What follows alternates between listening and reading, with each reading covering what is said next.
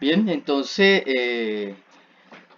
en este curso, ¿verdad? Libre de Teología, Historia y Cultura en América Latina, vamos a trabajar en esta ocasión el cuarto tema, que serían las teologías en disputas, teología e identidades en disputas en América Latina.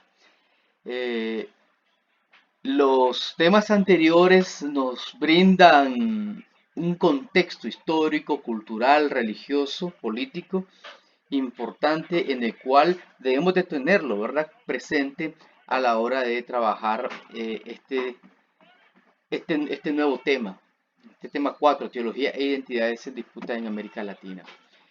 Las teologías se expresan identidades y las identidades socio-religiosas orientan la elaboración de las propuestas teológicas. Miren esta primera afirmación, aseveración. Toda teología incluye o presenta en su construcción, en sus enunciados, elementos propios del contexto en que se están dando, en que se está desarrollando esa teología, esa propuesta teológica, porque las teologías, digamos, son reflexiones. Los sistemas teológicos en historia han sido reflexiones que parten de ciertas preguntas, preocupaciones, de ciertos procesos históricos en una situación concreta a la cual la iglesia, la teología, quiere responder. Entonces, siempre, toda teología, propuesta teológica, va a tener como telón de fondo el contexto, las disputas filosóficas, políticas, culturales, etcétera, y de alguna manera, en algunas opciones teológicas o filosóficas, en algunos enunciados, siempre va a estar o de manera clara, directa, haciendo referencia a esas disputas del contexto, o de alguna manera las elecciones del lenguaje teológico o los enunciados teológicos van a tener de fondo ese contexto, esas disputas, procesos, etcétera. Entonces, exactamente, las teologías identidades, expresan identidades. Espérenme un segundo. Muy bien, expresan identidades.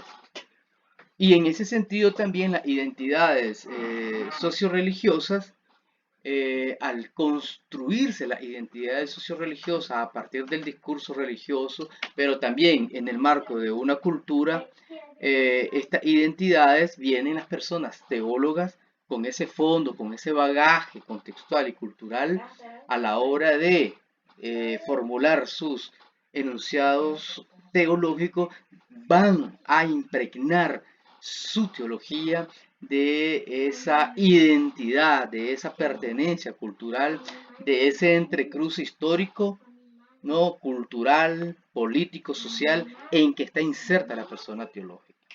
¿Cómo se entiende el carácter contextual entonces, en este sentido, de las teologías en disputa en América Latina?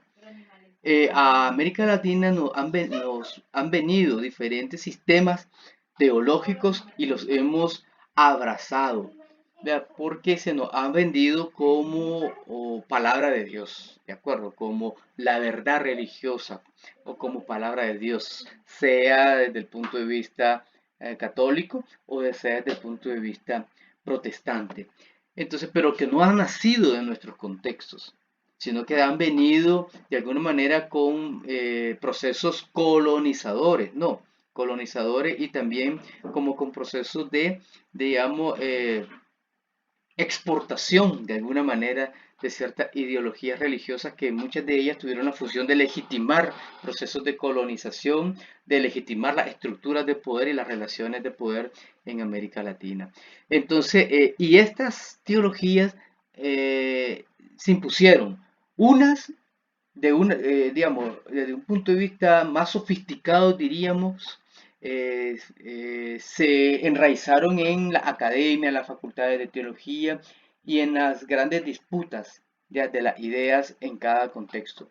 Pero de alguna manera también estas teologías llegaron a las clases populares, se las reapropiaron, las tradujeron a su lenguaje, a sus formas populares, y es donde vemos la diferencia entre una teología popular, o sea, hecha desde el pueblo, desde la experiencia de los grupos sociales, de las comunidades, desde sus prácticas religiosas y su cotidianidad, donde se apropia lo religioso y el lenguaje teológico que respalda o sustenta las prácticas y las pertenencias y las identidades religiosas a nivel popular.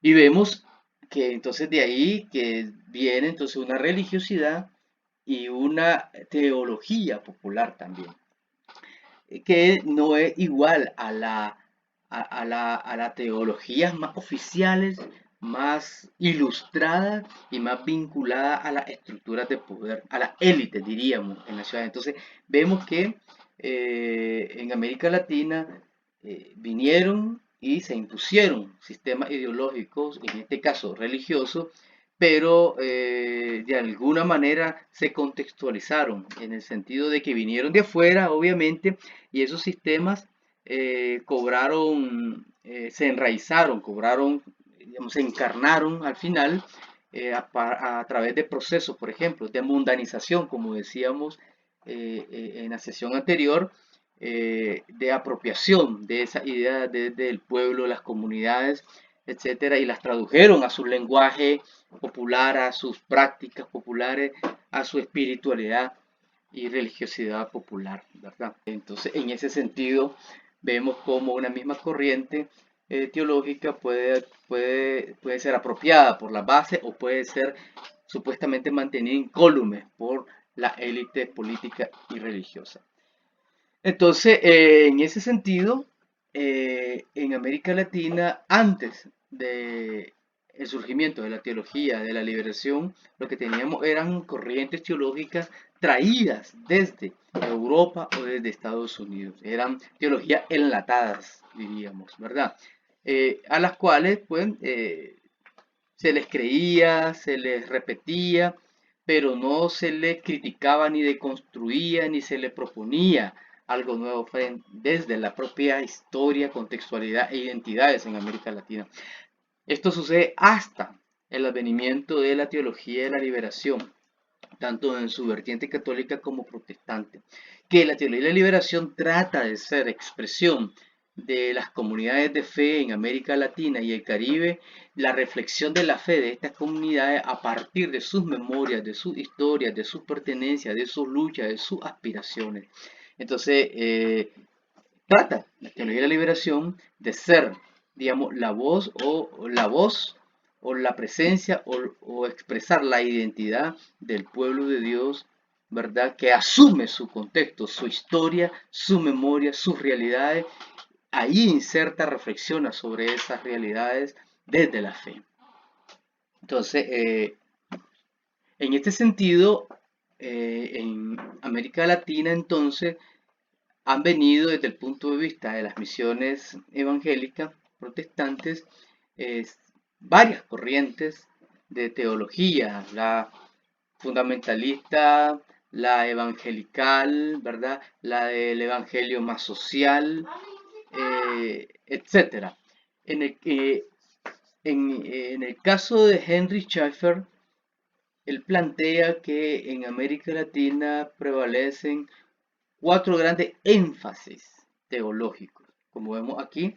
Uno dice que es la esperanza en el más allá, es como el núcleo de una corriente teológica y una pertenencia religiosa o socioeclesial, que son aquellos que confían en la salvación en el más allá y no son políticamente activos. Son aquellos a los que se les dice que, digamos, se les denomina que están en huelga social, o sea, no son políticamente activos, socialmente activos y provienen en su mayoría de parte del movimiento pentecostal clásico y de grupos evangelicales conservadores. Socialmente pertenecen a la clase baja informal, dice Henry Schaeffer, tradicionalmente hablando. Otros grupos pertenecen su teología y su pertenencia religiosa a lo que se denomina valores del reino de Dios. Estos son, digamos, quienes desean promover los valores del reino de Dios en el mundo, practicando un ministerio social. Pertenecen en su mayoría al protestantismo histórico, al evangelicalismo y a las iglesias indígenas. Se encuentran en la clase media y en la clase baja. O sea, en el sentido de que, digamos, por ejemplo, las iglesias más históricas pueden ser de centro, pero con un enfoque social, o pueden ser de izquierda o progresista o ecuménicas. Entonces, en estos de valores del reino se ubican tanto aquellos evangélicos conservadores, de tradición conservadora, pero con una preocupación social verdadera y genuina. Y están también los más ecuménicos, ¿verdad? La ley de Dios son aquellos que desean hacer valer la ley de Dios de manera legalista en la sociedad. Son parte también de la tendencia evangelical o de la pentecostal y a menudo se sitúan en la clase media baja y descendente. Y tenemos la última que es la gerencia, que estos ustedes van a más o menos identificar quienes movidos por los ideales de prosperidad, ojo, y gestión, ansían controlar el sistema político. Provienen en gran número del neopentecostalismo o también del pentecostalismo clásico, del pentecostalismo clásico. Y se ubican socialmente en la clase media alta y hasta la clase alta. Entonces, estas son como la tipificación que hace Henry Jeffers de cómo aglutina las identidades y las pertenencias religiosas protestantes en América Latina, y estos también sirven como indicadores del tipo de teología que practican o a la que se atienen cada uno de estos grupos. Entonces, teología, ya, es conservadora, más progresista, más liberal, más de la misión integral, de centro izquierda, o de la derecha o centro derecha. Eh, Todas estas pertenencias, digamos, teológicas, construyen identidades religiosas y tienen una función en la sociedad y tienen un efecto en la sociedad. Y eso lo podemos discutir más adelante sobre esta relación entre identidad y pertenencia a un grupo religioso, la teología que sostiene esa identidad y pertenencia y sus efectos que tienen en las sociedades en las que se inscriben y hacen práctica religiosa en la sociedad. Muy bien, eso en general. Dice también Sheffer de que, digamos, existen dos grandes posturas, sociopolíticas dentro de estos diferentes grupos. Está la postura de la derecha religiosa, plantea Sheffer, y la postura de la izquierda religiosa. Entonces, obviamente no hay que entender derecha e izquierda de la forma tradicional, ¿no? De la lucha capitalista, comunista, sino desde el punto de vista de un posicionamiento de estas personas, de su teología y su práctica religiosa, un posicionamiento, digamos, hacia la preservación del orden y las relaciones de poder tradicionales en la sociedad, y la izquierda religiosa, que es una postura u opción orientada por una idea de bien y justicia en favor y desde la perspectiva de los pueblos y grupos subalternos u oprimidos. Es una forma de ubicarse en la periferia, con las víctimas del sistema totalidad, y desde ahí subvertir el orden en favor del bien común. Ser izquierda es no conformarse con la deshumanización, cosificación y embrutecimiento. Es, teológicamente hablando, crear condiciones de resurrección y vida en abundancia.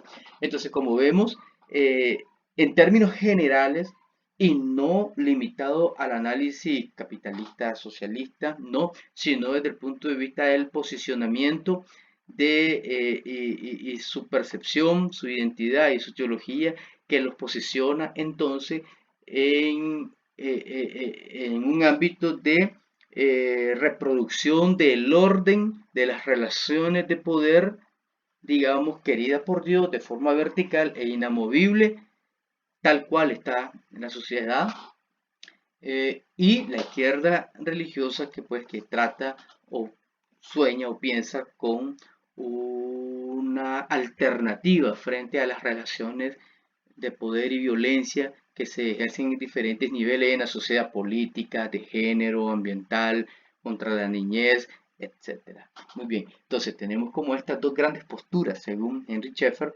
que son posturas en disputas, o sea, esas pertenencias religiosas, por ejemplo, de gerencia, del reino de valores del reino de Dios, etcétera, al final se reducen esas pertenencias en posturas sociopolíticas, o sea, cómo esas pertenencias eclesiales y teológicas tienen una implicación en la forma de cómo concebimos lo social y cómo podemos reproducir lo social, el orden social, diríamos de una manera conservadora, legalista, ¿verdad?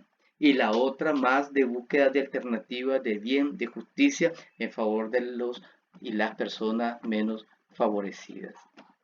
Para llegar a esa identificación de cómo se fueron configurando esas líneas teológicas que configuran identidades religiosas y que tienen una incidencia en la sociedad por la práctica, entonces veamos unos antecedentes de cómo se fueron conformando estos grupos, estas identidades y estas teologías en el marco del contexto misionero, ya, de los grupos protestantes para América Latina. Va a ser muy rápido porque es un poco de historia y creo que esto es solo un contexto general para entender cómo se conformaron estos grupos, estas identidades y estas disputas en América Latina desde el punto de vista de la teología.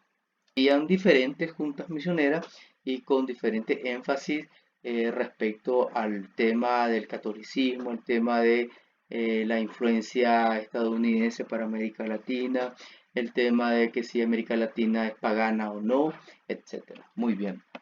Desde ese inicio ya vamos viendo, digamos, las tendencias, ¿no? Conservadoras, más contextuales, diríamos, ¿ah? Y las fundamentalistas.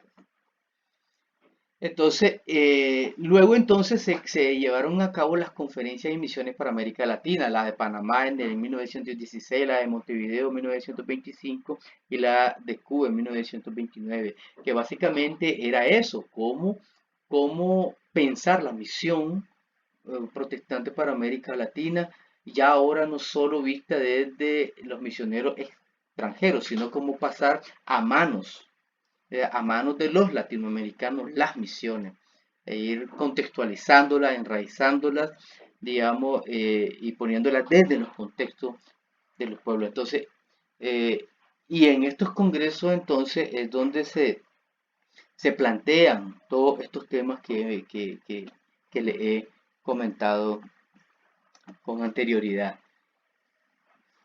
En este sentido, entonces, se van creando ya para 1950 y 1960 las tendencias predominantes en términos de pertenencia religiosa y teológica en el protestantismo en América Latina.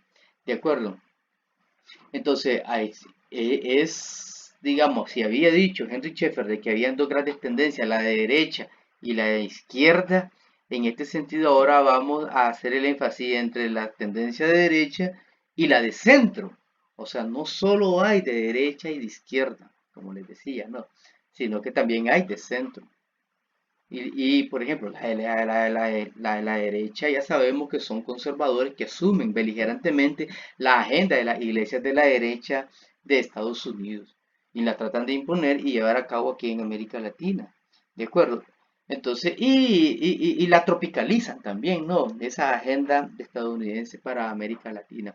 Y en eso entonces vemos que esta tendencia de derecha es una reacción de las iglesias más conservadoras y reaccionarias frente a los procesos en América Latina desde los años 50, 60, 70, ¿verdad? Que es una reacción a la construcción de una iglesia más latinoamericana de liberación que acompaña los procesos en América Latina.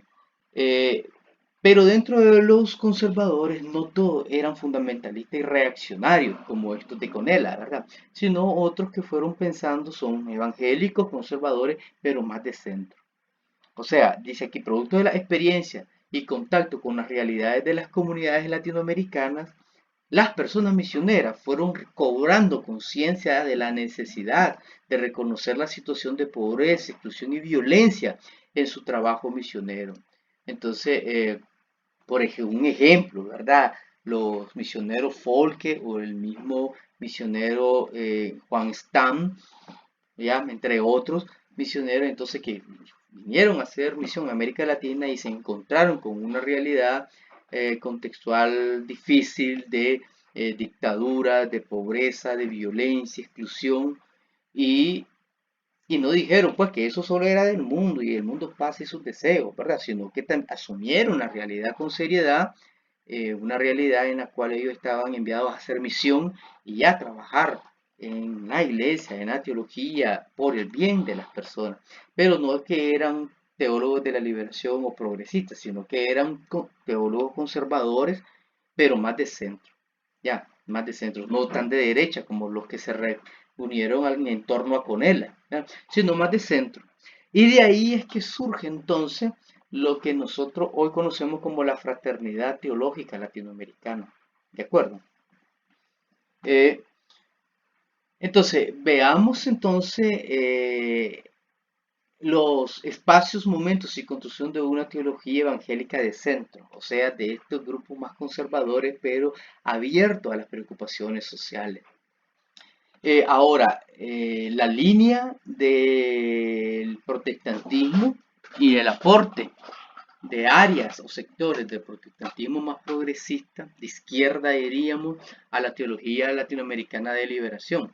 Tenemos, por ejemplo, en la celda 1, en Buenos Aires, entonces José Miguel Bonino, ¿verdad? Exponía sobre las consecuencias radicales de la doctrina de la encarnación, por ejemplo. Es que que básicamente quiere decir que Dios asumió totalmente la humanidad y las realidades humanas para salvarlas, no salvar las almas o los individuos, sino salvar las realidades también donde se insertan las personas en sí. Dios las asumió totalmente. En el caso de Emilio Castro, subrayaba la responsabilidad social del cristiano. Thomas Lickett llamaba a los evangélicos a ser creadores de un mundo, de un nuevo testimonio íntimamente revelador de la situación actual. O sea, que estamos hablando de situaciones de dictadura, de violencia y de empobrecimiento. De este proceso, de, la, de este proceso de las celas, 1, 2, 3, ¿verdad? Surgen de estos procesos estas organizaciones protestantes ecuménicas en América Latina. Organizaciones protestantes ecuménicas en América Latina.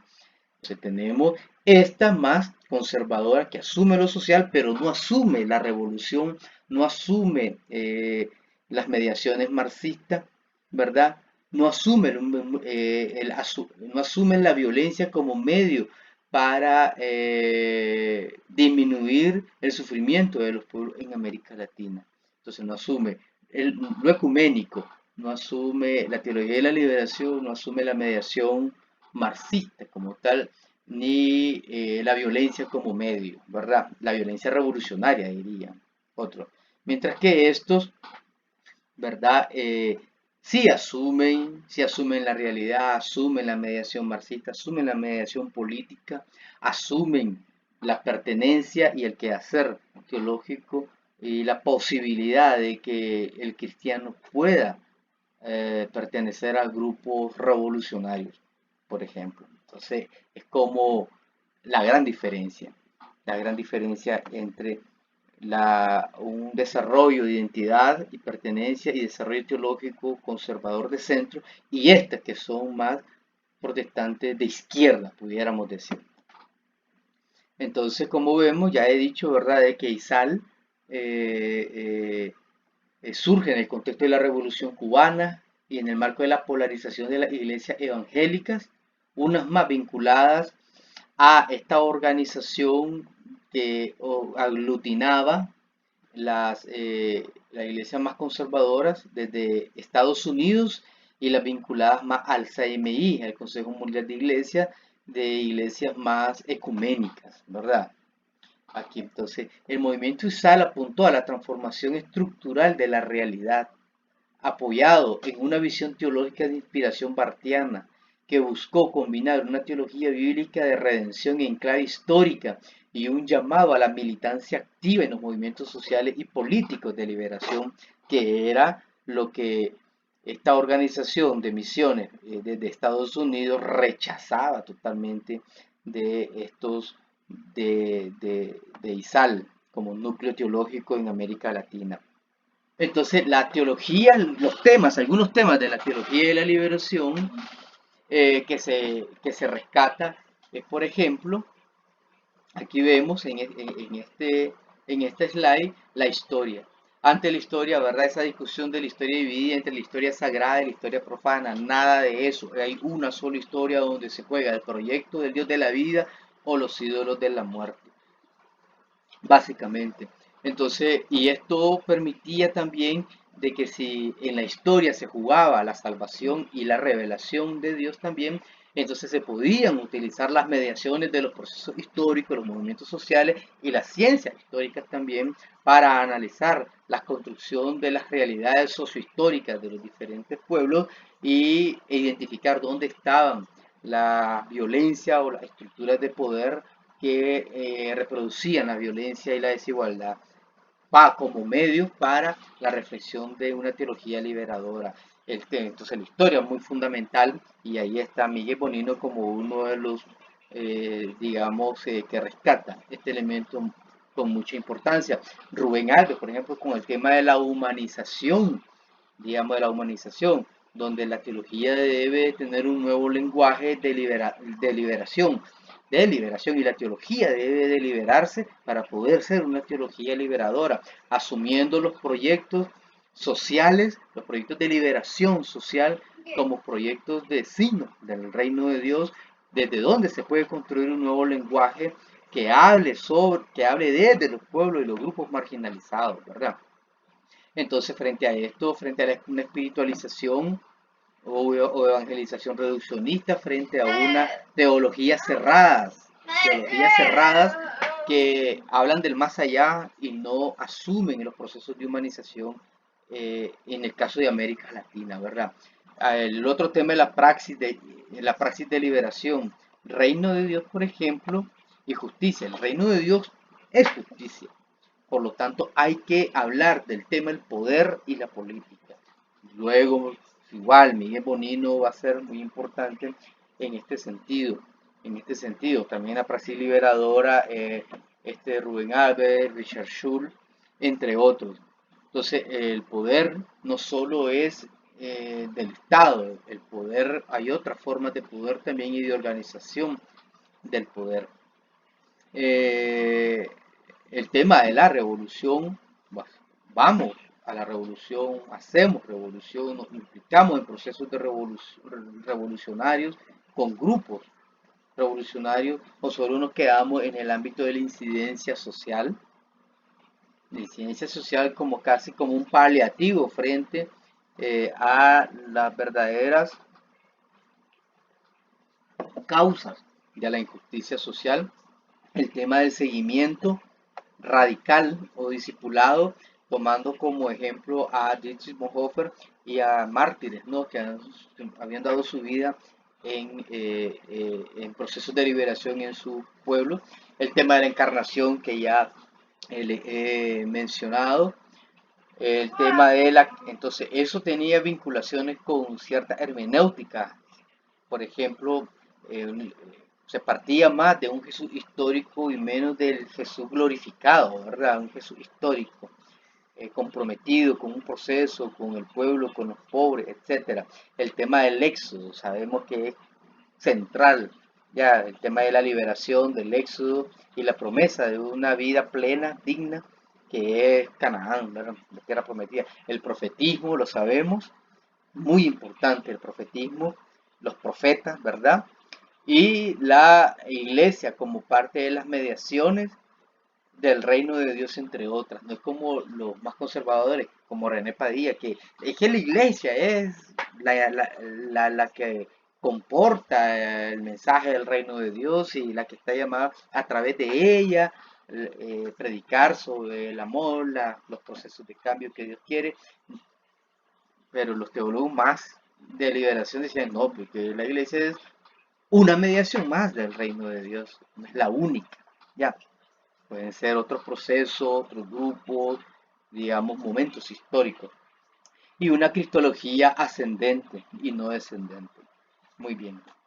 Eso es como parte de la identidad temática, entre muchas otras, pues, pero este rescato como elementos fundamentales de la construcción de una teología, una identidad teológica liberadora, vinculada a los procesos sociales de liberación, a sectores marxistas y de izquierda en América Latina, y que una nota actual que estas personas actualmente le hacen un terrible daño a la teología de la liberación porque actualmente equívocamente pretenden ellos considerar que los valores, el proyecto de revolucionario, utópico, de grandes valores revolucionarios de aquella época continúan hoy día en ciertos sectores que se dicen de izquierda en América Latina actualmente, pero que realmente no son de izquierda, ¿ya? Y no responden a la teología de la liberación, están confundiendo las cosas, entonces creyendo que aquella lucha del pasado todavía continúa en el presente. Ya, y entonces por eso es que apoyan a estos grupos, por ejemplo en Venezuela o por ejemplo en Nicaragua, ¿verdad? Que respaldan a estos desgobiernos que han asesinado a su pueblo, han perseguido a su pueblo y realmente son más capitalistas que dado a ser. Esa es una nota, ¿verdad? Porque realmente sí, la teología de la liberación acompañó procesos muy complicados, muy complejos en la segunda mitad de la década del siglo XX y aun con muchos errores y desaciertos, porque los procesos históricos así son, ¿verdad? Nadie tiene una bolita de cristal, pero ya no se puede justificar eso en la actualidad, ¿verdad? Porque lo que está a la vista no se necesita de anteojos y se ve, porque por su fruto los conoceréis, ¿verdad? Y se ven los actos de extractivismo, de negación de los derechos del cuerpo y la sexualidad de las mujeres, de negación de la territorialidad de las comunidades indígenas, la contaminación por la concesión a empresas transnacionales de los territorios nacionales de nuestros pueblos, la venta de la soberanía de los pueblos a las transnacionales, vinculación con el narcotráfico y ellos multimillonarios a través de sus empresas. Entonces, ¿cómo pueden ser tan tontos de seguir identificando un proyecto utópico de los 80 con negocios capitalistas, negocios de familias de poder que hoy se hacen pasar como de izquierda o revolucionarios? Una reverenda tontería, ¿verdad? Una reverenda tontería. Luego, entonces, como le había comentado, se cierra ISAL y queda un vacío, pero se está viendo cómo puede solventarse ese vacío y se crea el CLAI, que es el Consejo Latinoamericano de Iglesias, ¿verdad? Entonces, que da inicio oficial en 1982 en Perú. Esto, y es también es crítica al eclesiocentrismo, crítica a la injusticia, crítica a los diferentes tipos de injusticia. Ya asume los rostros de la mujer, del indígena, del campesino, de la niñez, de la diversidad sexual, de la madre tierra, como sujetos teológicos y, y propone la dimensión liberadora del evangelio como un movimiento ecuménico realmente. ¿Ya? Entonces, el CLAI. Habíamos dicho de que Henry Schaeffer había clasificado en cuatro los énfasis teológicos y las pertenencias socioreligiosas de las identidades socioreligiosas del protestantismo en América Latina. Entonces yo me di a la tarea a decir quiénes son los de la esperanza en el más allá. Son los grupos conservadores que tienen la marca de huelga social, o sea, inactivos socialmente. Dicen, no, es que en el cielo Dios nos espera, aquí en la tierra solo venimos de pasadita y no tenemos más que hacer sino que salvar almas y plantar iglesias. Lo tradicional conservador, no necesariamente fundamentalista, sino conservador. Y estos también cruzan con sectores que pueden ser conservadores legalistas, ya, que son los de la ley de Dios. Aquí está, desde la ley de Dios. Entonces, ¿quiénes son estos de esperanza en el más allá? Más conservadores con la marca de la huelga social y un poco legalistas, y legalistas diríamos, tradicionalistas, ya, conservadores por eso. Están los valores del reino de Dios que habíamos dicho pues que podrían ser que según Schaeffer eran las iglesias históricas, ¿no? Como la presbiteriana, podrían ser ciertos bautistas, pueden ser metodistas, anglicanos, luteranos, pueden ser, ¿no? Valdenses podrían ser, históricos y ecuménicos, ya.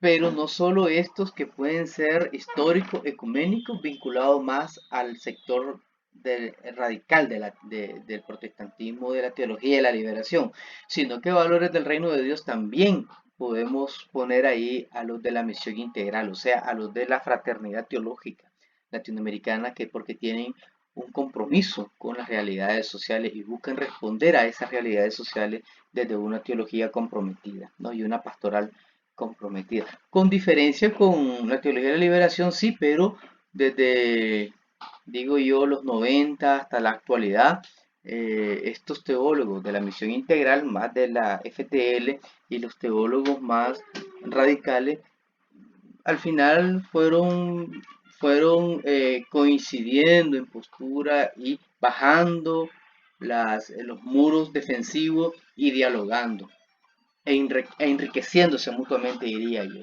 Entonces, en los valores del reino de Dios están ellos. Ley de Dios. Entonces, ahí están los fundamentalistas y los conservadores reactivos. Porque una cosa es ser conservador de huelga social y otra cosa es ser un conservador reactivo, que entre conservador reactivo y fundamentalista hay una línea muy delgada, ¿verdad? Pero pertenecen a la ley de Dios, pero también pertenecen a gerencia. Y ahí es donde está la teología de la prosperidad y la teología del positivismo, si se le puede llamar positivismo, ¿verdad? Entonces, más o menos las diferentes corrientes teológicas y pertenencias eclesiales, según estas cuatro tipificaciones que hizo Henry Schaeffer, entonces ahí traté de ubicar a cada uno de estas corrientes teológicas, pero también pertenencia religiosa. Cerramos entonces con el tema de hoy día. Estamos, digamos, en términos de disputas teológicas, tenemos la teología de la prosperidad y la teología del dominio como las dos grandes tendencias de sectores neopentecostales y sectores neofundamentalistas en América Latina, ¿verdad? Continúan las tendencias conservadoras, pero también las teologías liberadoras, que también se conocen como teologías contextuales actualmente. Entonces, básicamente tendríamos tres grandes corrientes, ya hablándolo en las grandes corrientes ya actuales. La fundamentalista, donde podemos poner la de prosperidad y teología del dominio como un solo sector, ¿verdad? Y las teologías de liberación y contextuales como el otro sector, y un tercer sector, las teologías más conservadoras tradicionales. Entonces tenemos como esas tres grandes tendencias dentro del protestantismo actualmente. Cerramos con la teología del dominio. Para Schaeffer, por ejemplo, en los Estados Unidos, se da una doctrina, se le llama doctrina del dominio o dominionismo, porque la teología del dominio viene de grupos también en Estados Unidos, ¿verdad? Y que representa la reivindicación fundamentada religiosamente de controlar el Estado y la sociedad de una manera cristiana. Por ejemplo, tenemos Capitol Ministry de Trollinger, por ejemplo, que trata de incidir en los tomadores de decisiones respecto a temas como el aborto, la ideología de género, la comunidad LGBTIQ y de alguna manera incidir en las ideologías de los países que en América Latina son o se veían afectados por el socialismo del siglo XXI. De esta manera, desde el punto de vista de la teología del dominio, el reino de Jesucristo ya no remite a una promesa de bendiciones futuras, sino al tiempo de ahora del creyente y de su iglesia. Se trata de una escatología de la victoria que hace de los creyentes auténticos herederos del poder, de la autoridad y el derecho divino a conquistar las naciones en el nombre de Dios. Pérez Guadalupe lo defendió. Para estos grupos, la razón del Estado no debe basarse en los pactos sociales, sino en los 10 mandamientos. Esta es la teología del dominio que actualmente es la que está como dando más de qué hablar, porque esto está vinculado con los grupos políticos evangélicos o evangélicos políticos en América Latina que tienen partidos políticos, quieren llegar a los escaños de las asambleas nacionales, quieren llegar a la silla presidencial para santificar la política, para gobernar con la Biblia en la mano y para moralizar la sociedad, ¿ya? Porque para ellos todos los males de América Latina se debe a que uno son países que están fundados sobre la religión católica pagana.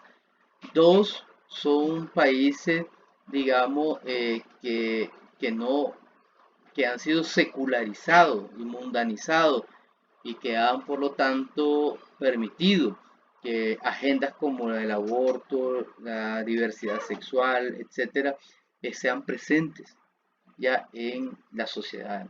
Entonces, por producto de la decadencia de nuestras sociedades, entonces se dice de que hay que recuperar el poder, ya no como en los 80, donde que la política era del diablo, no, la política es de Dios para ellos.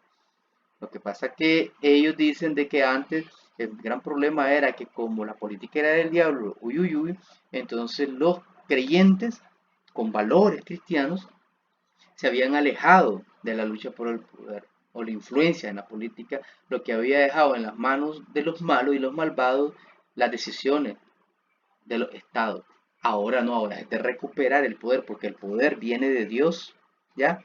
La autoridad viene de Dios y Dios se la ha dado a ellos como hijos de Dios, para gobernar los países a la manera cristiana, según ellos, ¿verdad? Y así sacar a estos países de la brujería, de la pobreza, de la corrupción y de la maldad. Ellos tienen la receta. Entonces, es la teología del dominio. Es una recuperación del mundo, del poder, de lo público, de la presencia de sectores fundamentalistas en las instituciones del Estado para que se cristianice el poder, las instituciones del Estado y la sociedad en general. Y cerramos con, entonces, de los desafíos para América Latina, para la teología de la liberación latinoamericana. La teología debe trabajar la memoria histórica para que emerja la memoria mesiánica, que es lo que hemos venido trabajando, ¿verdad? Frente a la memoria del dominio, de la colonización y la neocolonización, hay que trabajar la memoria como memoria subversiva de existencia y reexistencia, como búsqueda de dignificación de los pueblos vista desde la fe en el Dios liberador. La eclesía reformata siempre reformanda, eso siempre va a ser un desafío del principio protestante, o sea, de indignarse frente a la injusticia, debe permanecer como núcleo de toda teología. Ante estos desafíos, la TL debe entrar en diálogo crítico con paradigmas y teorías críticas que le permitan actualizar sus lentes de análisis y su lenguaje de liberación, como por ejemplo el tecnocapitalismo, que es el capitalismo mejorado del siglo XXI, con nuevas configuraciones y lenguaje. El desafío de la TL es aprender un lenguaje que muestre que los algoritmos de las tecnologías están configurados por códigos de dominación y que van contra los ecosistemas. El nuevo paradigma teológico, una perspectiva biocentrada, compleja y del bien común, es la propuesta del paradigma de complejidad en filosofía y en la teología de la perijoresis. Es una propuesta que he estado trabajando yo.